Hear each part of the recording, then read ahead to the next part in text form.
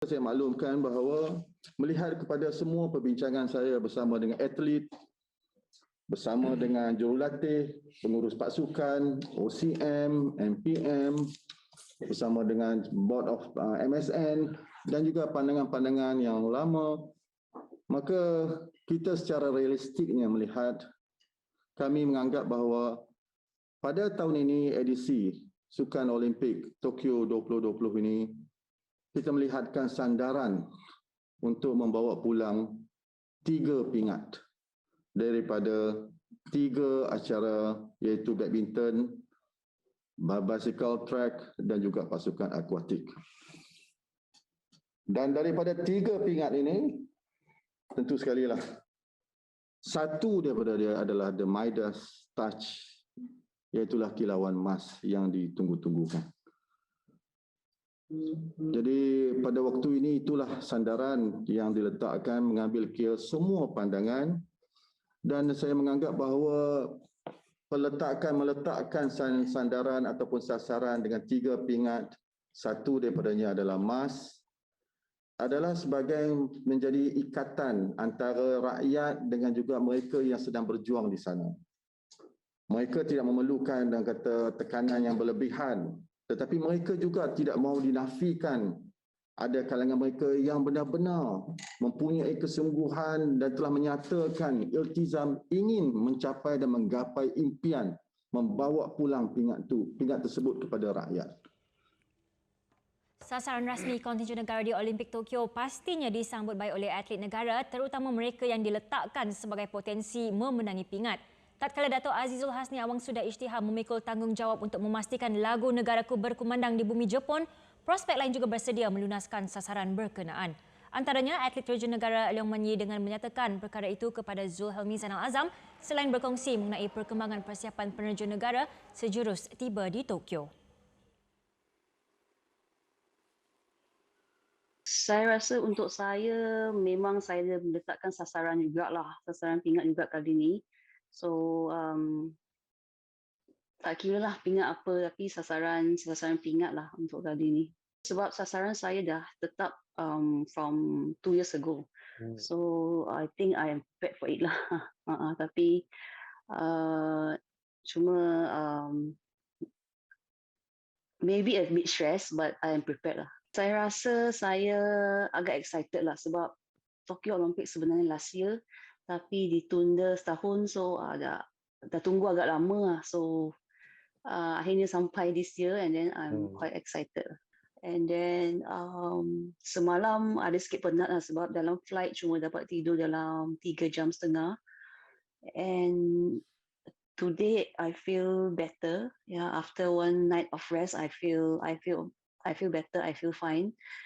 And the environment here is very clean. But then Japan is very sunny in the afternoon. And hari ini the pool is not open yet, so we just train in the gym in the village.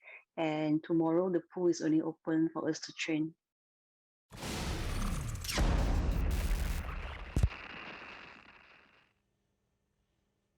Baiklah, untuk kita berbincang dengan lebih lanjut lagi tentang sasaran pingat ini, kita bersama dengan Shahrazad Sani dan juga legend negara kita, Dato' Mirnawan Nawawi. Olympian. Yes, our Olympian. Pasti banyak yang boleh mereka kongsikan bersama dengan kita hari ini, Akbar. Saya tanya dulu boleh tak? Boleh, silakan. Assalamualaikum keduanya. Apa khabar? Waalaikumsalam Akbar, Dayang. Waalaikumsalam Akbar dan Dayang.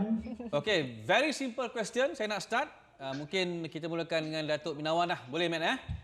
Boleh. Soalannya sama je nanti untuk dua-dua ni. Hormatan untuk Olimpian. Realistik ataupun tidak sasaran 3 pingat?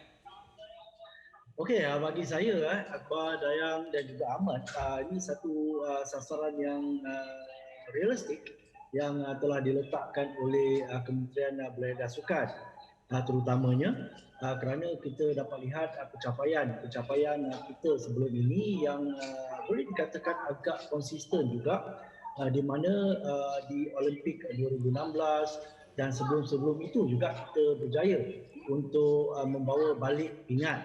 Walaupun kita menunggulah kilauan emas, harap-harap tahun ini ataupun Olimpik 2020 ini di Tokyo nanti kita mendapat kilauan emas yang ditunggu-tunggu.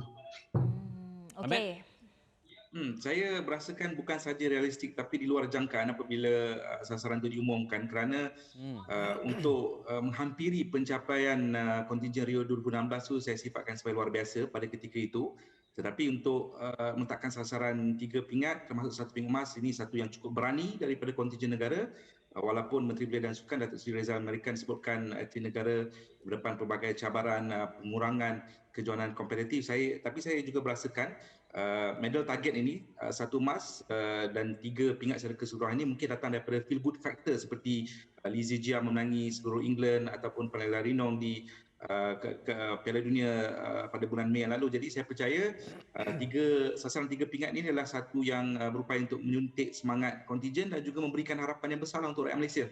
Okey, Ahmad, tadi apa yang menarikkan perhatian saya dalam pengumuman tadi adalah bila Datuk Rizal kata tidak mahu meletakkan tekanan yang berlebihan kepada atlet kita. Tapi walaupun KBS tak ada meletakkan sasaran emas di bahu Datuk Azizul Hasni, tapi harapan seluruh negara ni seperti di atas bahunya. So, bagaimana reaksi kontingen negara mengenai tanggungjawab ini terhadap beliau? Okey, inilah keistimewaan seorang atlet elit. Kalau kita tengok Datuk Minawan sebagai legend pun dia very calm and cool sebagai seorang bekas kapten skuad negara. Jadi ini kualiti-kualiti yang ada pada atlet seperti Datuk Azizul Hasni Awang yang meletakkan diri dia sendiri sebagai prospek pingat emas. Begitu juga dengan Mani berdasarkan perkongsian dia, tapi meletakkan sasaran ni saya percaya atlet-atlet yang berada di kalangan elit semua meletakkan diri mereka sebagai prospek pingat. Jadi mungkin Datuk Azizul Hasni Awang meletakkan diri dia sebagai benchmark, tapi saya percaya seluruh kontingen juga memikul tanggungjawab untuk memastikan sasaran 3 pingat itu mampu direalisasikan. Okey, baik. Ni untuk Datuk Minawan. 3 sukan saja disebut dalam sasaran 3 pingat, iaitu badminton, basikal dan juga akuatik. Akuatik tu terjunlah. Jadi itu saja yang disebut. Sebenarnya kalau nak ikutkan daripada segi psikologinya, apa kesannya kepada atlet acara lain yang tak diletakkan sasaran? Okey, kalau kita lihat sasaran yang diletakkan berdasarkan pencapaian 3 sukan ini yang pernah memberikan pingat kepada kontingen negara sebelum ini. Tetapi bagi saya juga atlet-atlet yang lain seperti sukan-sukan yang lain seperti memanah, kita juga mempunyai atlet yang untuk gimnastik, perahu layar dan sukan menembak dan sukan-sukan yang lain. Tetapi Olimpik adalah satu tamasya sukan yang terbesar di dunia, di mana apabila anda berada di sukan Olimpik itself, itu adalah satu kejayaan. Dan saya percaya atlet-atlet yang lain juga mereka akan mencuba sedaya upaya untuk memberikan aksi mereka yang terbaik. Tetapi kadang-kadang kita tahu kita berada di tahap mana berbanding dengan pencabar-pencabar kita yang lain. Tetapi saya pasti atlet-atlet mereka akan bagi prestasi mereka yang terbaik. Sekurang-kurangnya mereka akan cuba untuk mencapai personal best mereka di Olimpik ini. Dan saya sebenarnya tidaklah untuk ingin menjatuhkan semangat ataupun tidak, tetapi of course kalau semua pergi ke Olimpik mereka ingin memenangi pingat, dan saya percaya mereka akan memberikan aksi yang terbaik. Sekurang-kurangnya kalau mereka dapat memperbaiki pencapaian mereka ataupun mereka dia personal best, itu adalah satu pencapaian bagi atlet di sukan Olimpik nanti. Alright, okey. Saya nak tanya juga pandangan Ahmad tentang isu yang samalah. Adakah dengan tanpa tekanan sebegini terhadap mereka, Ahmad, satu kelebihan ataupun something else? Saya merasakan apabila berbicara dengan Olimpian-Olimpian kita sebelum mereka ke tamasya tersebut, saya percaya bahawa 30 atlet yang ke Tokyo ni tak ada seorang pun yang meletakkan diri mereka ni sebagai penumpang ataupun sekadar makan angin di sana. Sama ada memberikan kesan positif ataupun sebaliknya, saya fikir mereka tidak kisah kerana sebelum Olimpik mereka dah set target. Macam Datuk sebutkan, ada yang ke sana untuk menangi pingat emas, ada yang mahu mencabar peringkat di sana, kedudukan podium, tapi yang paling penting minimum adalah untuk mendapatkan personal best. Mungkin buat Wilson Sim dan juga Fee Jing Eun dalam sukan renang misalnya, ataupun Jeremiah Lu dan juga Farah N Abdul Hadi yang mungkin perlu mengekalkan status sebaik terbaik Asia Tenggara. Sasaran ni mungkin di luaran, tapi pada pandangan saya melihat kepada atlet, kemahuan mereka sangat tinggi. Benda-benda di luar gelanggang, di luar kolam renang sebenarnya tidak memberikan kesan kepada mereka daripada sudut tekanan lah. Okey. Matt, kita alih perhatian untuk acara badminton. Berdasarkan prestasi semasa, badminton berpotensi untuk dapat lebih daripada 1 pingat mungkin. Kita dah dapat pandangan Zejia dan Ellen sebelum ni. Bagaimana pula daripada atlet badminton yang lain, Matt? Okey, berdasarkan prestasi semasa sudah pasti peminat sukan tanah yang meletakkan Zejia, Aaron dan juga Woi sebagai harapan terbaik lah. Tapi melihat kepada pengalaman Chan Peng Soon, Goh Lu Ying dengan apa yang mereka sudah pelajari di London 2012 dan juga sebagai finalis Rio 2016, mereka juga pasti mahu untuk kembali ke atas podium dan juga mencabar pingat emas. Untuk seorang wanita Sonia Chia dan juga bergu wanita Lee Mei Chow Mei Kwan yang meramalkan mereka untuk tersingkir di peringkat kumpulan, saya percaya mereka ada idea yang lain. Mereka juga mahu menyumbang kepada kontingen negara. Dengar daripada kamp negara, sasaran untuk badminton adalah 1 pingat, tapi tidak mustahil untuk mendapat 2. Nak dapat 3 macam Rio agak sukar, tapi realistiknya 2 lah.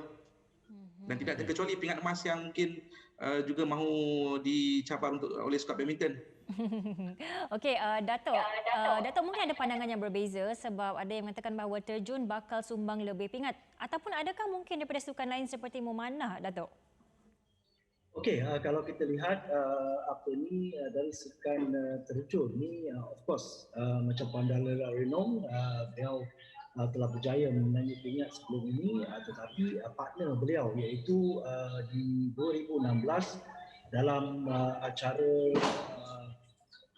10 meters sinkro, beliau partner dia Chiao Jun Hon, tetapi pada tahun ini beliau akan mendapat pasangan yang baru iaitu Leong Mani.